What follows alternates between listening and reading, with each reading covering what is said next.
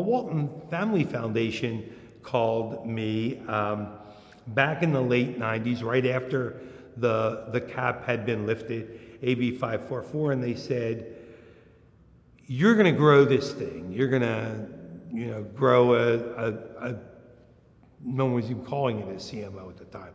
You're going to build a nonprofit. It's going to do a bunch of schools with one board, right? Yes. Well, would you be willing to talk to a few other people about this and why you think it's a good idea? And I said, of course, would love to do this. And I found myself flying into a snowstorm in Denver in January of roughly 99. And I was so looking forward to it because these were the individuals you had heard about. Like, these were folks whose names I knew. This is Norm Atkins. This is Daisha Toll. This is Chris Barbick. These are guys, this is Mike Feinberg and Dave Levin. These are guys who are doing, a great school, whether it's North Star or Yes Prep or KIPP Houston. And, I grew up in Philadelphia, so I was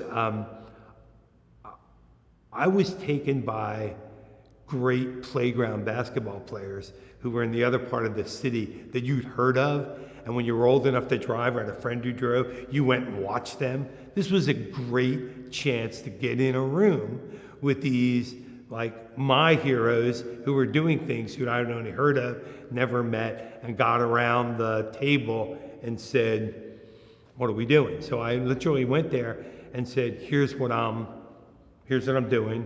Here's why I think we should do it.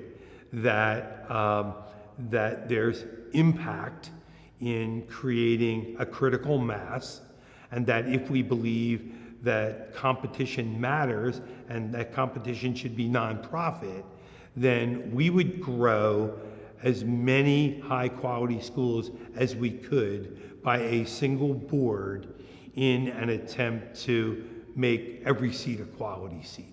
And I think they looked at me, I know Norman Atkins certainly did, and Chris Barbick did, like, you're crazy. Like, one is really hard. Why would you do a lot more? And you're planning on doing how many? And, our goal was 100. And I go, this is just nuts. But what do you got? And so we did begin to share things. And what that did, and what I think is part of the DNA of the charter movement, is that we all agreed on a couple things. And we literally said it as Chris Barbick took my computer and was emailing documents off my computer to himself. That's sort of the state of the technology. And every form we had, he was sending, or Norman was sending. And during that process, which we literally did in a sort of hotel bar lobby, and we all had said informally there were two things we were going to do. One, we were going to share everything. And two, we weren't going to lie to one another.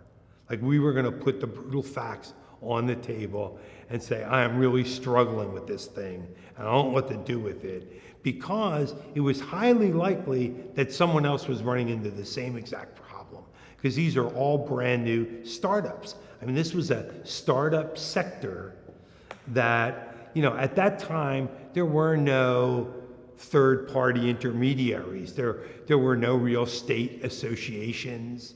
None of these things existed. So the only way to survive was to band together as a group of social education entrepreneurs. And it was just, at that point, New Schools Venture Fund hadn't started yet. So there wasn't even a formal gathering place. And I think from that, Norman talked to 7 people. They should talk to a bunch of people. Chris Barbick talked to folks in Texas. And little by little, this small, group of early pioneers became a critical mass where they shared.